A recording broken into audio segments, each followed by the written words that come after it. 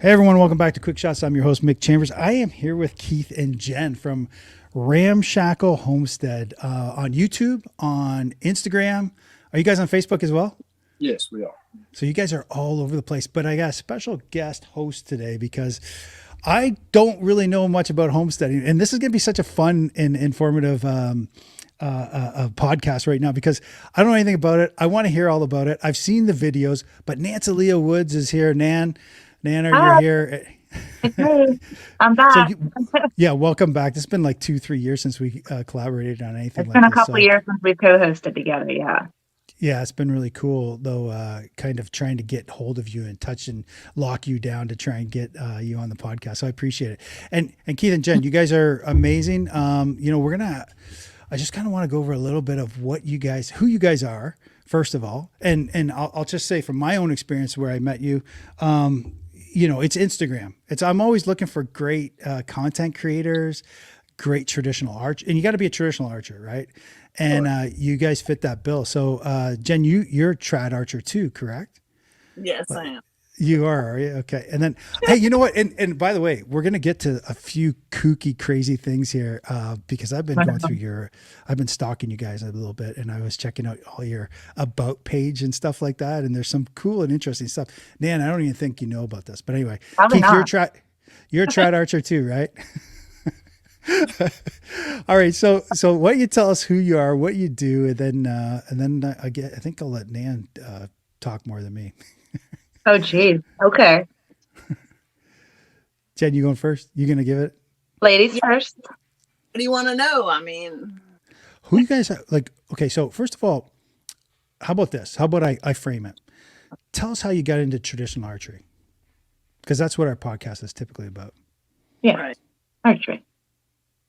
Yeah. So married Keith, and I've come from a background of hunting and stuff.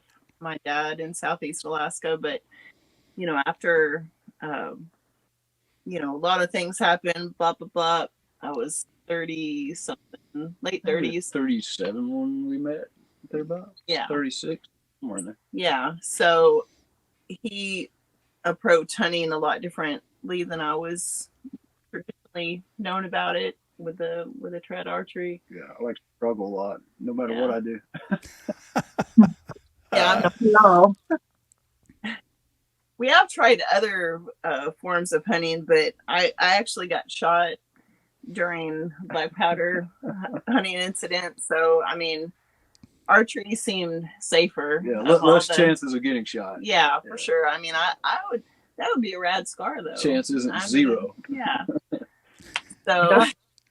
Oh, you get What that- oh, can you briefly tell us a little bit about? Like, I'm intrigued now. This hunting accident, you got shot. If you care to share, you don't have to, but oh, curious. I was actually we were already married. It was like 7 months. Yeah, we haven't been married long. It was in the first year. You got to get the GSWs out of the way the first year of marriage. Just to see where you're at. Yeah. So anyway, we were hunting in a stand. Like I was on a platform this way, kind of going this way on the tree, perpendicular to me. Anyway, I was leaning over, and I had a modern rifle. He had a black powder cap lock, right? Yeah, that's Yeah. So I was looking over this way, just like, oh, it's a beautiful day. The freaking sky is bright blue. Everything else is orange. It was like mid-October or November. And November. And anyway, this huge explosion and smoke simultaneously, like, if you ever been in a traumatic event, it's Yeah. it just happens. And it's like the only thought that went through my mind is like, this dude shot me. Because My gosh. or like there was no warning, but I had heard him. He stood up in his stand and his gun was chalked against a tree. Well, when he stood up and he flexed, he like yawned or something or just stretched. I went to get my safety strap like tangled up, and I went to flip it, and the gun. Yeah. So the gun fell and it hit a branch, discharged, and boom. And so like on my waistline, it went in and came out like 8 inches higher. And if I'd have been sitting back anymore, it would have went out my shoulder, like all through my rib cage. So it was pretty intense, but the bullet of the round ball actually cut the seam out of her shirt. She had one of my shirts on, so it was really bad.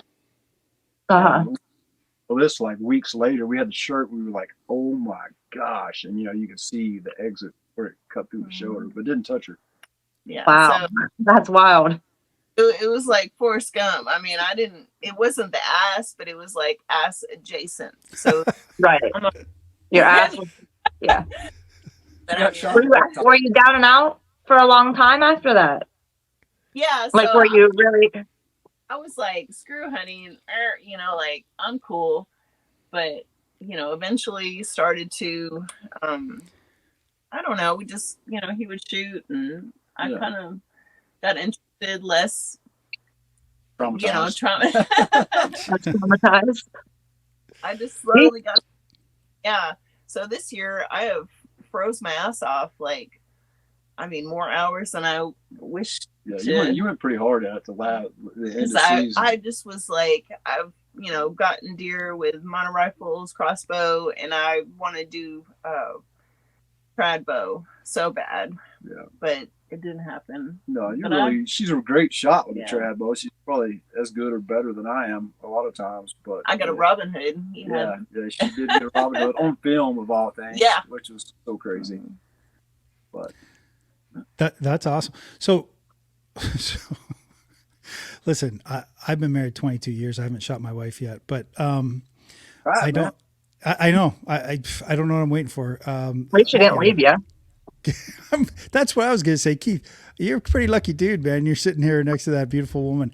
How in the world? If your marriage can survive that, that's pretty cool. Or it's a testament that I'm not very bright. I will admit that. Oh no! I mean, it's an accident. I'm so glad that you guys could get over it. That was awesome. And it's a cool story. It's a pretty cool story too. So right. So you got that story. Did you guys continue? Cool scar. Like, I'm pretty jelly of the scar. Honestly, it's a pretty legit scar. Yeah, I mean, how often can you be like, "This is my scar from where my husband shot me"?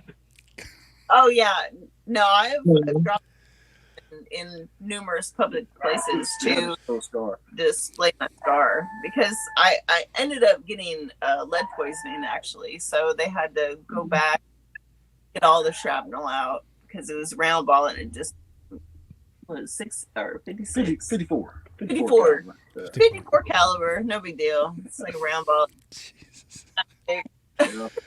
Wow. Slightly between a nickel and a dime size. Yeah. So my son's across the room just kind of hanging out, doing homework, listening, and he's over there like, I didn't see this coming either, buddy. But I'm glad you're all right. I'm glad you're all right. Well, so. Getting shot, I am super determined to make a good shot on a deer. I don't want to F around. I don't know if you cuss on this, but like, I don't care. I think you can. Yeah, you're fine. You say whatever you want to say. And so far, I've been 100%. Like, handgun. So that's my main thing. And not that I want to anthropomorphize critters too much, but at the same time, like when you've been shot, how that will go down. And I think Keith said it on his last. Sorry to interrupt, but I know Keith, you said that on your last hunt, your last video. And again, I just want to remind everyone that these guys do have a cool YouTube page, so you can go out and check that out. Ramshackle Homestead on YouTube. But I think you said it pretty good. You hit a branch, you hit a tiny branch, and you said, what did you say? You said, I'd rather have a clean miss than injure an animal too. So I think you guys. Every day, yeah. I would miss them from here on out rather than make a bad shot. And I mean, knock on wood, on my last 6 animals with a bow, I think the longest recovery trail I've had has been probably that buck. It's probably like 80 yards. about it. You know, it typically within 50, and it's just because I'm so selective with my shots. You know, I'm just not going to take a marginal shot no matter what.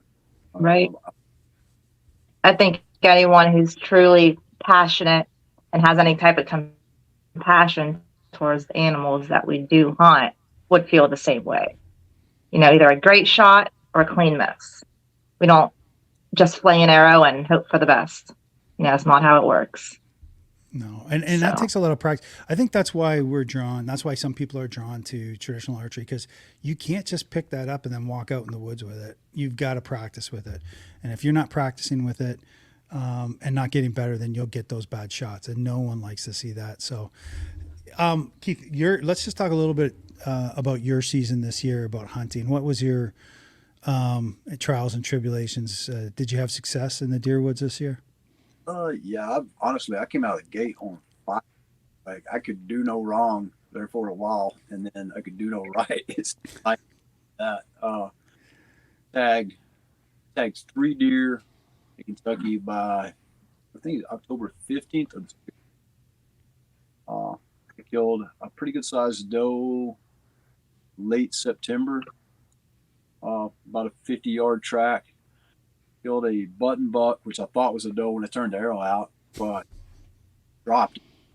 It looked like it'd been shot with a rifle, which I've never seen that happen before. But just kind of the angle of the shot, slid in under the spine, clipped the top of the lung, kind of kicked, cut the spinal column, and then came out the other side, double lunged it, and just rolled it like he shot with a rifle.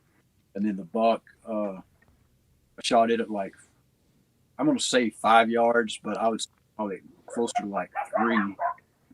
And then, you know, right between the shoulder blades. Did you say 3 yards? Yeah, it was probably between 3 and 5 yards. We'll call it 4 for argument's sake. It was tight, very tight. And, you know, like I said, out of the yard track.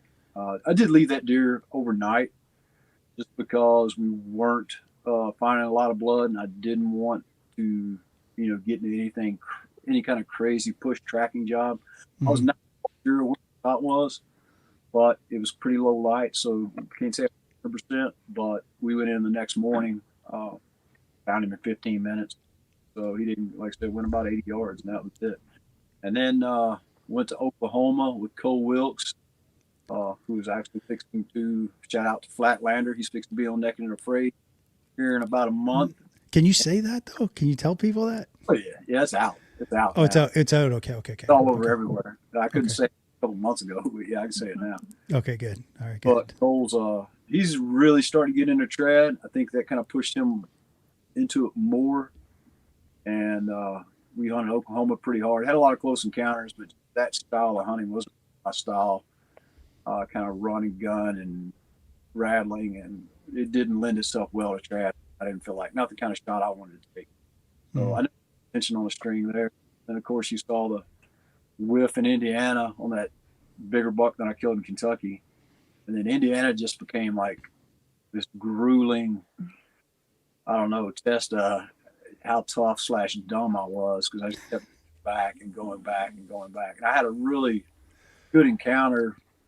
I never really had a good shot after that I felt good about taking. I had some little clean shots that were further than what I'm comfortable with, probably 25 yards. And then next to last day, I had a buck on the ground almost identical to the one I killed in Kentucky. Like they could have been twins, but he got my wind at about 20 yards. He just eased out, and that was kind of the end of that. It was a whole lot of hours and a whole lot of driving and a whole lot of nights not at home, and no deers there. I can't complain though, because I mean I had a stellar year. That's good. That's good. Nan, you got anything for Keith there? No, it sounded like a great year. I am though. I spent some time on you guys' YouTube today, but I haven't had a chance to go watch your episode of Alone and Afraid. So was it just you, Keith, or was it both of you? Yeah. I went on Alone, but we both actually we were there was 2 married couples to ever be chosen. That was back when they still did a live boot camp. I think it was the last year they did a live boot camp. Mm-hmm. And Jennifer actually was who they wanted originally. They found her off of Instagram, and then she did an interview, and they were asking about the blacksmith shop or something. Yeah, because I've got like all these sheds and all these deadheads out front, and so because I have all these deadheads and sheds, I got an interview also. And we never applied, which probably people are like, people applied for like 10 years in a row probably, but they were headhunting and just found us, and we went to boot camp, and the rest is history, I suppose, on the History Channel. Yeah. Would you do it again? Oh yeah, I do it again tomorrow, but I do it a little bit different. But I would definitely do it again. I know that's been. I know you shared that on the History Channel and stuff like that. But why don't you tell us a little bit about your experience on Alone?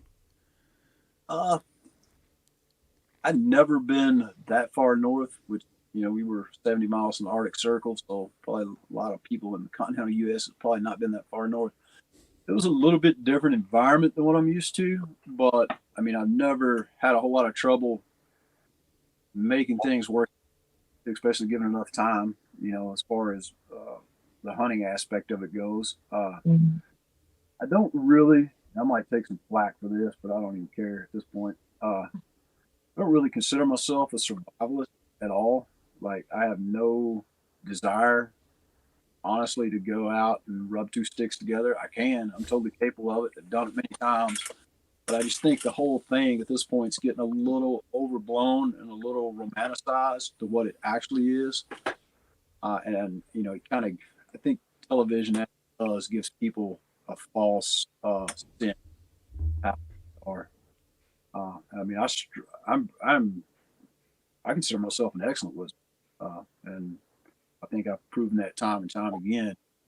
But a lot of that doesn't matter when you don't have control over certain situations, like your terrain and how big of an area you have to run, and you can't hunt something if nothing's there to hunt. I guess that would be my takeaway from the whole experience. But Right. All that being said, it was still really good to get to test yourself in that kind of environment and see, what you were made of all the way around, both physically, mentally, skills wise, and just see how your body reacts to a lot of things. I think that's a lot of things. Time people don't take that into consideration. Like, you have no idea how your body's going to react to, that kind of sleep deprivation, food deprivation for that length of time. And I was really struggling find enough calories to do much of anything. Right, right. Was it 21 days at that time still, or was it what was your time period? We were going for 100 days. It was 100 days for $1 million. It's the only time that. And of course, they dropped us off. We were 70 miles in our circle in the Great Slave Lake in the Northwest Territories. I'm trying to remember the drop dates. I want to say it was like maybe the 1st of October. It was already getting cold. It snowed, it started snowing a little bit within a few days of being there. And I think one of the last nights I was there, it dipped into negative single digit, nothing yet. But, 100 days was the goal. Yeah, that's crazy. That's a That's long time. crazy. Yeah, Jen, did you miss him while he was gone? Yeah. Did you? You're not supposed to miss him. That's why he's like, I got to come home. I can feel it. There's that spiritual bond, right? Of someone who, your significant other, especially if they shoot you. There's this connection, and so you wanted him to come back so bad, he had to come back. And maybe that was it. Yeah. I totally understand what you're talking about. I served in the Canadian Army, and I was up in Alert and a couple of northern territories where we had to do survival training, but no way in hell I'm not doing it without military gear, right? There's just like no way. Like we had every, beautiful tents and stuff like that. The way you guys did it was just crazy. I like the show though. I still like the show. We had, you get to see about, people actually hunting with traditional gear, which is cool, man. And I know that you were on it, and I was hoping to see you kill like a big, can you hunt bear when you're there? Oh yeah. We had, a black bear tag, a muskox tag, a moose tag, We had a wolf tag, but History Channel pulled the wolf tag because they didn't want to see a wolf get shot. Like a wolf's life or a bear's life is any different, man. They are life's valuable to both of them, no matter what. But I think TV people necessarily understand that philosophy. And then what else? Well, we had a Wolverine tag, and a Wolverine. I don't know if I can get in trouble for saying this or not, but I will wing it. There was a moose that may or may not have been shot by someone else that wandered into kind of no man's land between us, and we talked about it after the fact. But I saw a moose one day that was limping and ended up trying to chase it the next day and out of bounds like 3 times trying to cut this moose off because I'd kind of seen the terrain from the helicopter. And looking down, I knew it was on this long peninsula that ran out that was really steep, and I thought, well, if I can just cut him off on the backside, I'll sit and wait him out. It takes 2 days. I'll wait him out to come off there, but I couldn't even access it because it was out there. So that was a no-go. And then the Wolverine was the next biggest thing I saw. And, he must have knew who I was because he was scared, evidently. I don't know how awesome Wolverines and how bad they are. And I kind of heard a rock roll and I eased up. My bow was unstrung, unfortunately, but I grabbed an axe and he just took off running immediately. There evidently one sissy Wolverine in the Northwest Territories is not as aggressive, I suppose. Unfortunate. That's amazing, man. That'd be wild. Can you imagine, man? We need to go out. We need to get on that show. You need guys. You and your husband need to get on that show too, Derek, out there. And I've actually been invited. Really? And I politely declined both times. But you're talking. I don't know.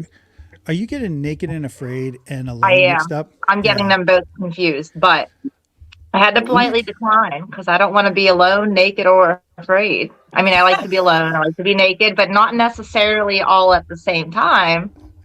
A friend of mine on one of my Instagram friends, he recently disappeared for a short amount of time. And then a couple of days ago, he was like, oh, I went on a 21-day trip to Naked and Afraid. And I was like, wow, that's crazy. I've seen a few people pop up here that I knew Cole was going. Me and Cole were pretty tight. He was actually at boot camp with us for Alone, and he didn't make the cut. We all kind of wished he had because he's just a great dude.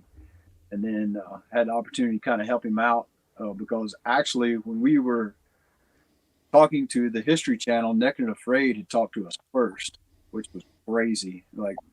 And we just now, I think we talked about this a couple of weeks ago where I said we were going to finally get high-speed internet at the house. Yeah, you did. That's hilarious, dude. But yeah, at that time we had 20 miles to a McDonald's, so at one time she was talking to the History Channel on the phone and I'm talking to the Discovery Channel on the phone, and we're like, have to make a choice of what we're going to do. But it kind of gave us a relationship with some of the people that do Naked and Afraid, and kind of able to help Cole out a little bit, put him in contact with some production people. So I hope that went pretty far to get him a shot, and can't wait to see what he did. First of all, I love the way you say Naked and Afraid. Where are you guys from? Where are you guys Me too. from? Naked. Naked. Naked. Naked. Right here. Come on, come on, little girl, get up there and let's get naked. Probably in Kentucky, but you're in Kentucky. Oh my God. Sorry, Keith, I cut you off. You're from Kentucky originally? Oh yeah. Yeah. Oh yeah. Yeah. You sound like a dirt road. It's good. It's awesome. I love it, man. No, I seriously do. Coming from Canada, when I hear people with accents, I literally, it's weird. I just go to them. I go, I love your accent. That's so cool, man. It's so awesome. And they take it negatively. Like if you're from the South, some people are like, you're making fun of me? I'm like, no, man, I really do love it. I really do. I like accents. I like them a lot. I know. All kinds of accents. Now, Jen, you don't have a good accent. You're Alaskan, right? Yes. Yeah, I was born in. And Yeah, then you sound more like me. Hey, Sometimes are it you sounds watching? good. Are you watching that show? Are you watching? Oh my God, I don't know if you guys watch TV at all, or even if you get TV out there. I don't even know what you do. We're gonna get into that. Nancylia is gonna get into that with you guys, but yeah, there's some show, and I think my wife's got me watching this thing, and it's about up in Alaska too, and it's just the accents, and it's pretty cool. It's pretty interesting to watch. So growing up in Alaska, like how long did you live there for? until I was 14, and Oh, then okay, yeah. they kicked me out. I was too rowdy, and my dad sent me to my parents in Kentucky. So I moved there starting, I guess, my sophomore year in high school, and I've been here ever since. So, Yeah, nice, nice. Okay, Nan, you're not talking Yes. to go full time. Believe me, I'll be gone tomorrow. why you guys want to go back up to Alaska? Is that what you're thinking? well, I do. Yeah. Go let the cat out. we spent like a couple months in Prince of Wales Island a couple years ago. Keith had never been, but it's pretty close to Juneau, where I spent the majority of my childhood, and he really loved it. So, I mean, he would love to move there. I mean, we have property here, so it's Yeah. That would be a huge move.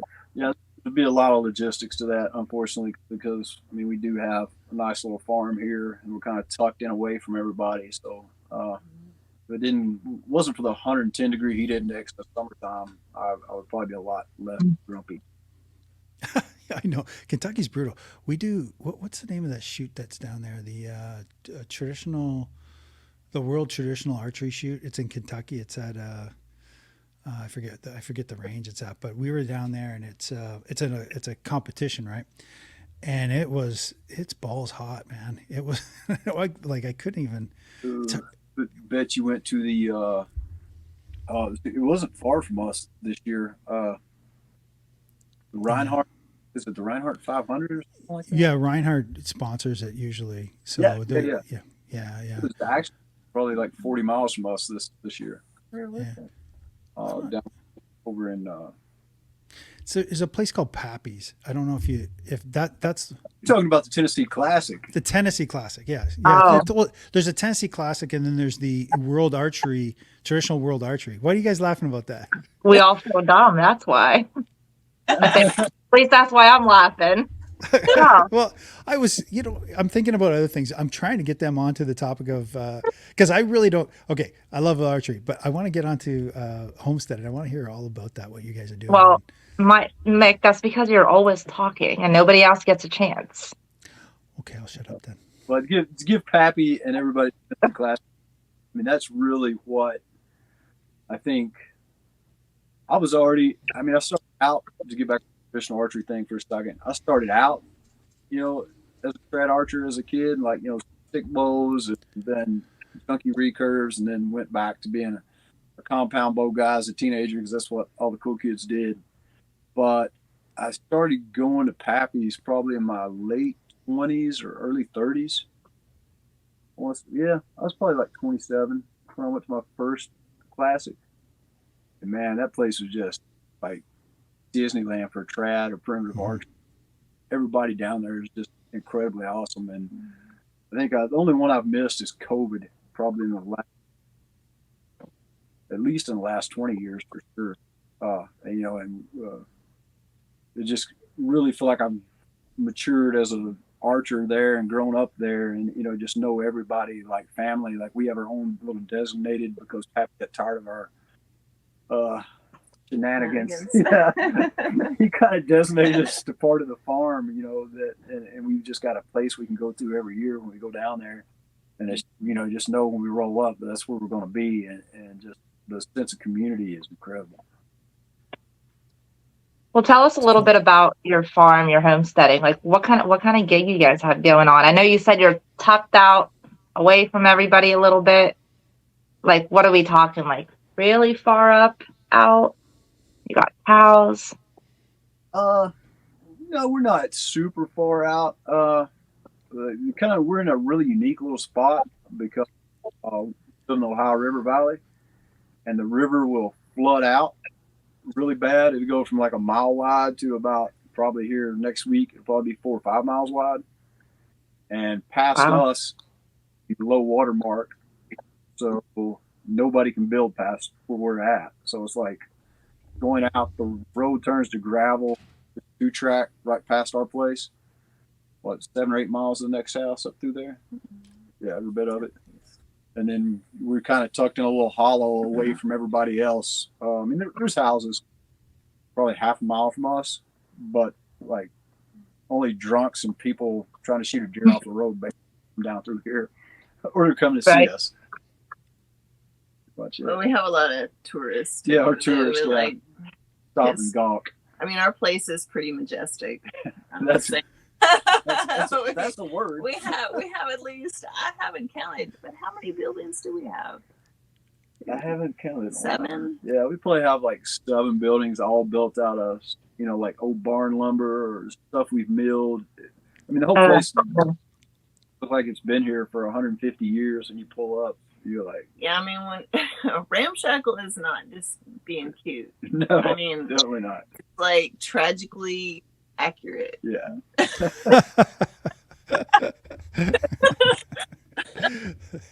I mean, I can't tell you the day that I've had today. I mean, it's just been really rough. To put it in context, she's been plumbing underneath one of the things for about 4 hours. Last week it was negative like 5 here. Today it's been like 50 and raining all day. We had 5 inches of snow, so basically everything is a quagmire. She's been laying underneath a building all day, working on plumbing. Yeah, they're like crying 30 minutes ago. I cried about it. I mean, plumbing is rad for sure. It's necessary, but it'll make me cry. Yeah, and not many things will make me cry, but that pushed me over the edge. But I mean, it's awesome here. We have animals of all sorts. I mean, well, we spent the last 2 weeks in below freezing temperature with anywhere from 4 to 5 dogs, 600 square foot tiny house, everybody huddled around the wood burner. Like watering the bunnies and the goats, the chickens, like being so worried about, all the critters, because they're all integral to, minus the goats. They can just like, they if they got lost, I would not go looking for them. Oh no. I have a couple of goats, and I don't think that they could get lost, even if I wish that they would get lost. They won't. They're like homing goats. You could take them, drop them off, maybe just come back for sure. Right. They ain't leaving that easily. I think going back to what I said about the bushcraft thing, like everybody, you see, and we're just as bad about it. We need to be better, like showing how bad it sucks at times, because everybody's like, oh, we've got hashtag wildflowers or whatever, and everybody's like, oh, it's just roses and just happiness all the time. No, it's blood, sweat, tears 95% of the time, and the rest of it's kind of cool sometimes. I think that's a good. I know I myself am super guilty. I'll get on Instagram or YouTube and I'll go through the reels and the shorts, and I'll be looking at flower farms and homesteading, and I'm like, oh, look how cute their barn is. Like, it's perfectly purple and painted, but it's not real. Your homestead cannot look pristine like that longer than a couple of minutes, in my opinion, and experience. It should look everything. Like off No, go ahead. On your, wherever you look, like in your field of vision, there should be just a complete disaster somewhere. You're not doing it right, in my opinion. Well, I agree. Make no mistake, the animals are against us. Yeah.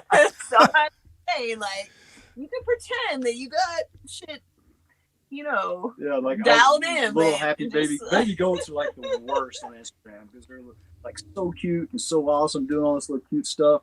And the reality is, goats, if they had opposable thumbs, would take over the world, because they are always plotting against you. I don't care what's going on. They are. So I have a male and a female, and I let them breed a couple times a year. So right now I have 2 little kids, 4 weeks old. One's a bottle baby because it was rejected, and one's on the mom. So, it was single digits last week, just like you guys. We had 5 inches of snow, and now it's 50 degrees. Everything is a mud pit right now. And so now that the goats want to come outside to play, they have learned in just the last couple of days, anytime I open my front door, I have to be very quiet. And then you hear like the goat choir. They're like, meh, meh. And I'm like, oh no, make it stop. Like they know you have no freedom when you have goats. None. Zip. That's very true. We can relate 100%. That's just interesting to me that you guys get up. So your day starts at what, Nan and Jen and Keith? Like what time's your day start at? Probably it depends on if the cat's in the house or not. Because we have a couple of tomcats. They about 3:30 a.m. like to jump on my chest, be let out the window, and if you don't, then they'll just keep annoying you until you finally do. So I would say we're probably up by 4:30. I mean, we're awake by 4:30. Unfortunately, yeah, not by choice. Yeah. But yeah, generally around probably about 5:30 our day starts. And then it's wade through. This past week, it's been wade through puppies we've had in the house because we didn't want them to die. Get your ankles bit while you're trying to make coffee. Get bit while you're trying to get the fire going. Oh my gosh. But they're adorable. Yeah, I mean, you can't you can't be mad at them. Yeah, But they're super cute. You can be a little mad at them. You can be a little mad. yeah, I mean, can't. I spent part of my day today putting them outside and making their little house, fighting off chickens. It's all like Jenga. Like it is like Jenga. Yes. We have a tiny house. We have so much land, so it's just like moving stuff. Mostly poop. Yeah. There, most poop. I'm just saying. I mean, yeah, our barn, like they don't even care. Like they could care less about anything we have going on. Yes. It's true. I know. It's so true because, like she said, it's like all the animals are against you. Everybody's like, oh, you have pretty chicken pictures, goat pictures on Instagram. You're like, that's all a lie. It's all such a lie. Everything is about them. Yeah. Food. They just want food. Anytime they see you're outside of your house, it's about them. Food, water, and this time of year, everything's been frozen. Like you guys, it thawed out to 50 degrees right now. But I have piles of like big blocks of ice sitting all through my yard from where I dumped all my buckets out over the course of the last few weeks. Of like ice blocks laying out there. We Fun don't have times. actual running water. We don't have any running water in our cabin. We have our daughter's cabin. It has a system that runs off like I guess a sailboat pump, wasn't it? Yeah, or RV pump. It's battery fed, and then we have catchment water. So then there was a whole like doing everything in your power to keep all the water from freezing through all that, which Right.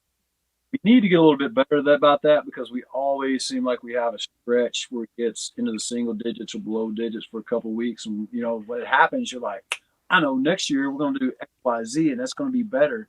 And then, Right. it's going to get 5 below tomorrow night. You're like, well, anything we said we were going to do this summer. That took 11 months to sneak up on us. Yeah. I mean, or we're just horrible. We could be horrible homestead. Yeah. That's How long you been doing it for? Oh my gosh. 7 years? Like seriously. We've both lived off grid.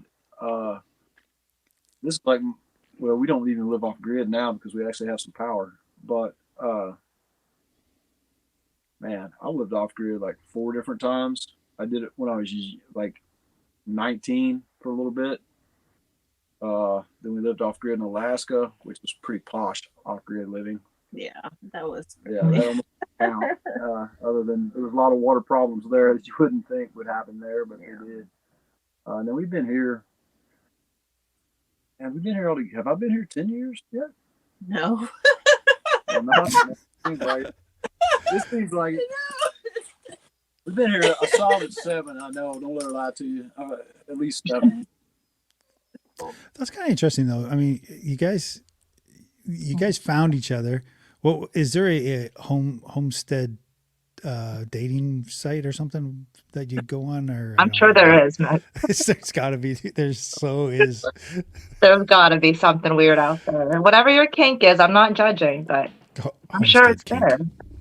Yeah, that exists. That positive of that. No, we really by happenstance. I mean, It was the universe. yeah, it was the universe. Because I mean, let's just say there was a lot going on when we met. We didn't even start dating for 6 months, 7 months. Yeah, but we've pretty much been inseparable ever since. Though, like we are each other's best friend for sure. I mean, I think I'm your best friend. I don't know. Maybe I'm not. Well, she has no contact with the outside world, so I hope she is. She's like your default best friend. I'm kidding. How long has it been? Sorry, how long has it been? Did you say? Our anniversary is actually coming up. Yeah, it's actually only will be our 3rd anniversary because we're born a leap year because we're so unique. Yeah. Oh wow! So That's fun. years. The third, Super fun. 13th. 12. That's awesome. Yeah. Nan, So how long have you? I want to ask you a question. Do you mind? How long have you been doing what you guys are doing out there in under 6 years, right under. It'll be 6 years this coming summer. So not a long time. Feels like a long time, but it really hasn't been. And I did not have a farming background in my life before I came out here. I was just at one of those points in my life where I had to do something new, do something different. And so I decided to move out into the woods. And animals just kind of showed up over time, like the goats and the chickens, The husband, the kids, husband, the kid. I already had the husband and the child when we moved here, but I didn't move out here to like be a farmer and have a homestead and be a flower farmer. Those were not anything I was ever thinking I would be into. And it was just kind of like, oh, I would like a chicken or two. I want a turkey. Sure. Let me get some goats and pigs and, Yeah. it just happened. This is so interesting to me because I have no desire to do either of those things with, Well, if you do, come hang out with us for a while and we'll reinforce that for you. Right. I can just see you, Keith, I get out there and you're like, hey, Jen, take a break, Mick, get underneath the shed there and start fixing. I hate plumbing too, by the way. I'm not going to shit you. I avoid plumbing at all costs. I'm no good at it. That was like one of our biggest obstacles in Alaska. But she grew up there in Southeast Alaska, and it's basically a rainforest. And we had talked to some old timers up there, and they're like, "Oh yeah, it'll get the dry season." And Jennifer's like, "There is no dry season." It was wrong. There was totally a dry season. Our spring dried up. What else happened? The water, man, like this huge water container we had that the spring fed into. Well, it leaked like a sieve, unbeknownst to us, because we just had a constant water supply. So that thing drained out, and then we had a pipe that came off the mountain that the bears would chew into, and then it dropped off a cliff face into the ground. What ruptured under the ground, like it was just like a whole plumbing nightmare, but conveniently located 100 miles from anything that looked like a plumbing store or a place you could buy a pipe. Yeah. Hey, Nan, I cut you off. What were you going to ask these guys? I'm not sure. Oh, I think I wanted to ask, at what point in you guys' relationship? I know you said, Jen, you didn't grow up doing traditional archery, right? Keith, you kind of always did archery. At what point, how did the archery become a couple thing? And also, how do you guys practice out where you live? Do you have a little range? Do you have an indoor area? How do you keep your skills sharp? Tennessee Classic, I think I took you to. Yeah, because I built her a couple of bows. It seems like before that, and maybe I built some bows that. But like the first year we were together, I took her down to the classic, and then after that, it just kind of was just part of. I mean, it really is. It truly is part of our life. It truly is part of our life. Yeah. And then I don't know. A couple of years ago, I was like in this area. I mean, we live in like serious whitetail country. We're like where Indiana, Illinois, and Kentucky meet. A lot of compound, hunters.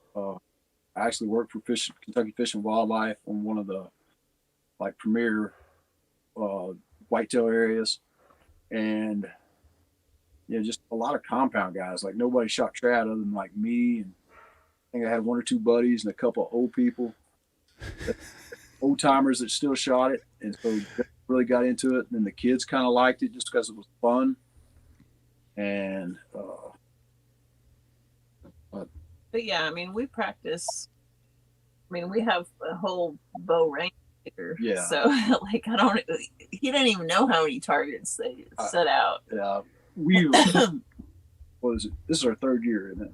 Yeah. Yeah. We, I don't even remember exactly how it started, but there were some younger boys kind of in the community that my daughter was friends with. And a couple of them were big. And started getting into trad and had some pretty good beginner's luck. And they'd kind of come to me to ask me some questions. And they were like, man, it'd be awesome if it was like a trad club, which we've got all this ground. And I was like, there can be a trad club if you guys help out. So I bought several targets on my own, and we kind of set it up. And then, it's kind of just snowballed. I think we have 25 targets now, and probably at our bigger shoots, we probably have 40 to 60 people show up. So we have an actual 3D range, like 100 yards up the road. And then we've got a little shelter house, and we have shoots last Sunday of every month. Because deer season's not in. Like this will be our first shoot of the year coming up this. So it's pretty easy for us to practice. We can go out and just stump shoot, but we can also have a 3D range. And as far as deer hunting goes, like literally, like Jennifer walked 150 yards the year before last, and you killed that buck. Mm-hmm. Yeah, I was on my way to work, and I wasn't even at work yet. Wasn't even to the office, and she's like, "Hey, I'm pretty sure I just shot an 8-pointer. I think it's dead." And I was like, "Well, what do you mean you think it's dead?" She's like, "Ain't over there and it's not moving." I was like, "That's a pretty good indicator." So, very fortunate we can walk out the door and do shoot and or hunt this. That's awesome. That is pretty cool. A lot of public land too, so that's also a good thing. Yeah. So is it? It doesn't get too cold. Like, I mean, you guys can shoot pretty much year round in Kentucky, right? So, but what's the season? What is the season? When does it start? When does it end? Our archery season for whitetails comes in the second Saturday in September and runs until generally the 15th of January. So that's a cool part. You get to hunt in 100-degree heat all the way to -10. I think it's at all. Yeah. I learned so hard.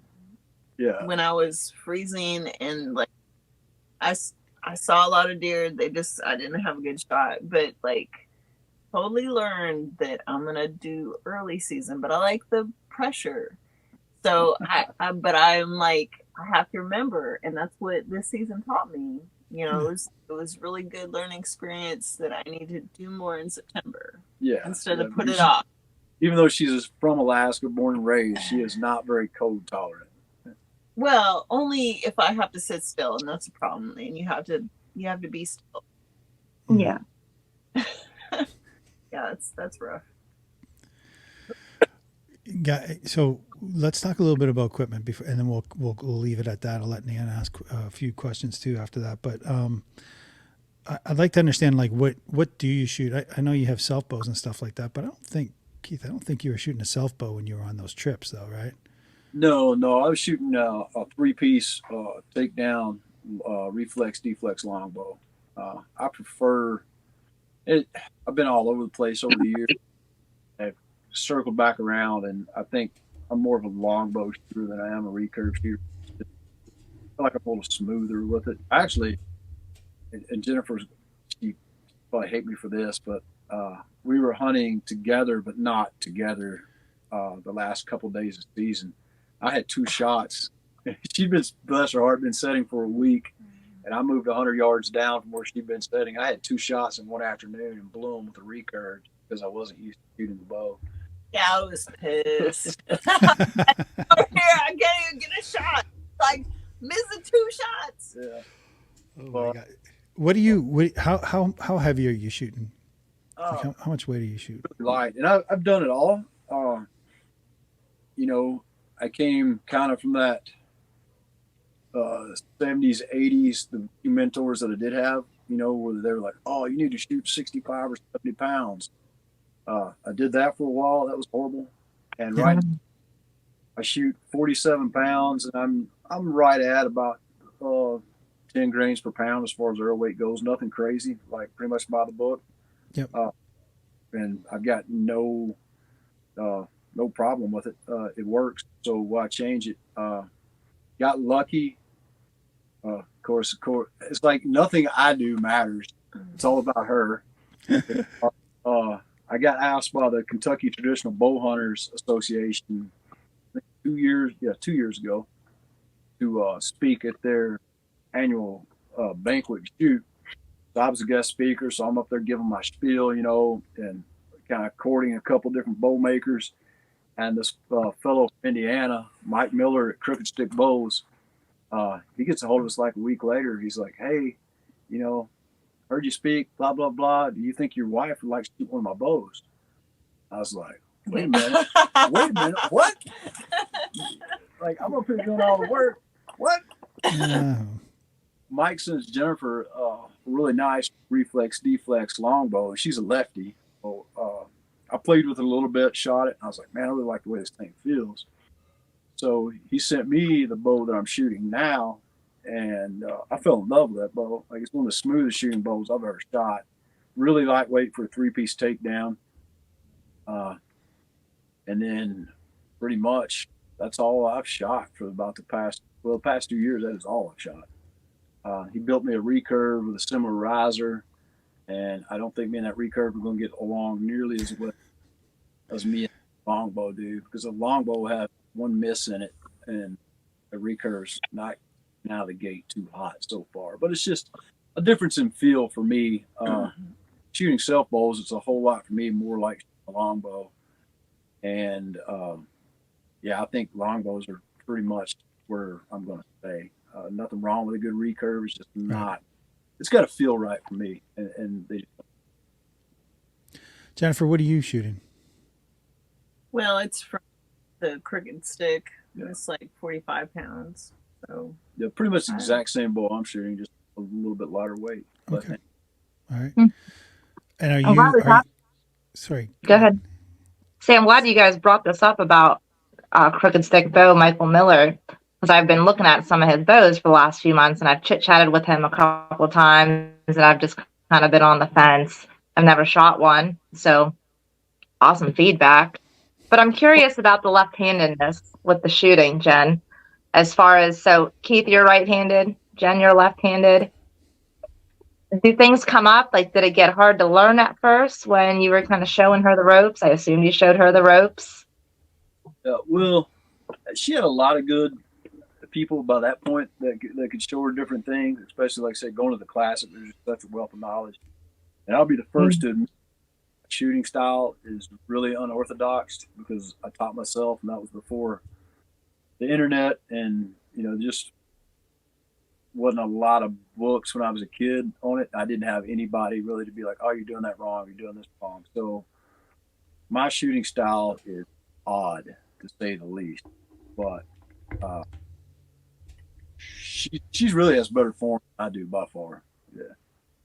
Yeah, I mean, we're totally different. I don't guess. I mean, I just pick up stuff just by, you know, you try it and you get a certain style, I suppose. But yeah, I would say I'm pretty instinctive. Yeah, you definitely really instinctive, and your accuracy is, I mean, dead on. Yeah, I don't know. Like I said, you're a little more I guess, what true form should be than what I am. But that's just I because. just have better posture. Yeah, is that what it is? Well, I think it was I'm pretty sure I might be misquoting this, but the great was it Fred Asbell said, just because you can shoot free throws doesn't mean you can play basketball. There you go. Ouch. I don't know if that's a dig or not. My husband always tells me perfect form doesn't kill deer. Perfect form definitely just. I can attest to that, and I think it. A lot of times it may be a hindrance if you try to overthink it, because especially since I picked up saddle hunting, man, you got to shoot from some crazy unorthodox positions. And shooting style is a bigger help than it is a hindrance when it comes.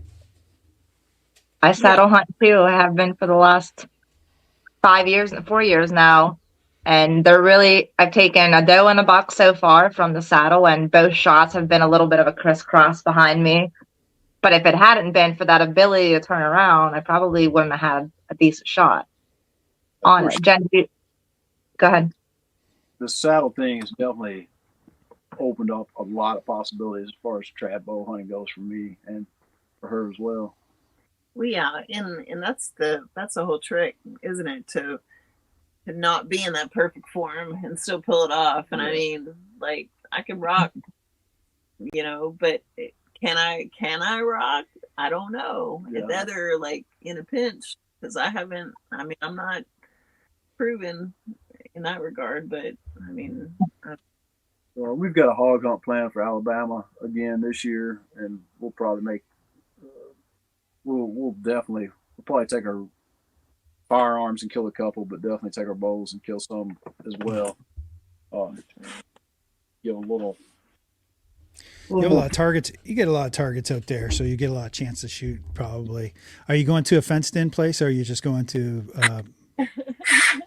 I know. I gotta ask. There's so many people go do these. There's like a billion, pigs in Oklahoma, and then they have these fenced-in places, and people pay, all this exorbitant money to go shoot there. No, we actually pretty much dirt bag it a couple times, and we knock on wood, we've never been skunked. But she went with me last year, and we got a little camper we pulled down there and stayed in the national forest and just hunted national forest ground. But we were in pigs every day, which I'd hunted the place before, was kind of familiar with the area. But we were in pigs. We killed a pretty good one the first day with a flintlock, and then I think she missed one with a rifle, which was really small pig. I'll give you that. It was a small pig. It was new. Yeah. It was a right-handed rifle. You're not supposed to shoot at the small guys anyway. Hey, I'm going to let Nan, if you get any more questions, we're going to wrap this up we're almost at time. So any other questions for these guys? I don't think so. It was really nice to meet you both. And like I said, I binge watched your YouTube channel today. So, we'll keep connected and do this again maybe in a year or two. We should, absolutely, yeah. Because I think there's about 1 million more stories that we could pull out of them, don't you think, Nan? Absolutely, I have some already in my mind. It's just I know we're right at the time mark, and yeah, you guys are really interesting. Thank you. I'm sure you hear that a lot. Yeah, well, I mean, apparently Jennifer's more interesting than Keith, because she gets all the offers, and he's got to get they wanted Jennifer, but they took me. Like that was a theme for a couple of your stories. I'm just telling you, Keith. I don't know what's going on there. I don't know. Lost on me. That's for sure. It's not lost. Second runner up all the time. Oh, buddy, you run alone. You're on alone. You're alone. You're like a movie star, right? I know. Yeah, I mean, when it comes down to it, I know the truth. Yeah, we all know the truth. It's fine. No, the women always rule the roost. That's what we know. We know the truth. That is the truth. Nan, don't look at me like that. Yeah, I know. Yeah, it's taken me 54 years to do that, to know that. So these guys got some time left to go before they figure that out. Thanks again very much for joining us today. Really appreciate you getting on the mics. honestly, it's people like you that make traditional archery so much fun and so interesting. So, and it's nice that we found some common ground too in the, you know, going out to Pappy's and stuff like that. I'm sure I was at that one of those shoots and I saw you guys. I just, you know, at the time I just didn't know what was going on. That was probably several years ago, but it is interesting how we intertwine. It's a small, tight knit community. So thanks very much for supporting us and being a good role model, to be honest with you. An excellent role model. I know you probably don't hear that a lot, but that's what this show's about. Happies would probably argue that, but Yeah. Well, none of us are perfect, right? But throw the first stone. You know, so I think that, but you guys put a nice presence up on social media. You're very, you know, you're very like, you show what you're doing. I like it. And it's kind of funny, Keith, that you're saying like, yeah, we should do a better job at showing how hard it is. But I think we can feel it. That's what I kind of get from you guys. I think we can feel it. So, and Nan, Nobody wants to see that though. yeah, no, it's true. It doesn't, you don't get likes and views for that, but Nan, you guys are doing a great job too. Thank you very much for being here and helping me out today. I know I talk a lot. That's why I have a show. Thanks for letting me crash your party. This is why it's your show, not my show. Keith, Jennifer, one last thing, the last word from you guys. Any sponsors you want to talk about or anyone that's helping to promote your show or anything like that? Yeah, definitely. I've talked about Mike, but I would definitely give Mike a shout out because he has been just a huge help, especially with the club, donating some giveaway bows. That's Mike Miller at Crooked Stick. Also, Shane Evans at Ben Leo Bow Company, great dude. He's also helped us out immensely with the club. And then to throw a little corporate twist on it, the good folks at Tethered, they've been great. Yeah. As far as getting us hooked up with this. I think they felt sorry for me, honestly. Cattle hunting out in Oak Rock. And, it was one of those things like you were talking about inadvertently. I'd met some of them before and then kind of got back together, but they make a great product and is definitely, I think for a trad archer, any saddle hunting for a trad archer, I think help up your game, but Tethered, definitely first rate guys. Fantastic products over at Tethered, man. Amazing. Okay. And can you, Jennifer, can you tell us where people can find you guys to keep in touch with you? Yeah, so Instagram, Ramshackle Homestead, and Survive our Outdoors have changed it. Okay, Ramshackle Homestead. Ramshackle Homestead Outdoors. Yeah. And YouTube is, if you just type in Ramshackle Homestead, you'll find us. Find our smiling little faces. We're on Facebook too. Awesome. Nan, last words. Thanks for letting me crash your party. Peace, guys. Thanks very much. Thank you. Take care. Hunt the good stuff. What tab are you shooting? Yost! Yost tab, obviously.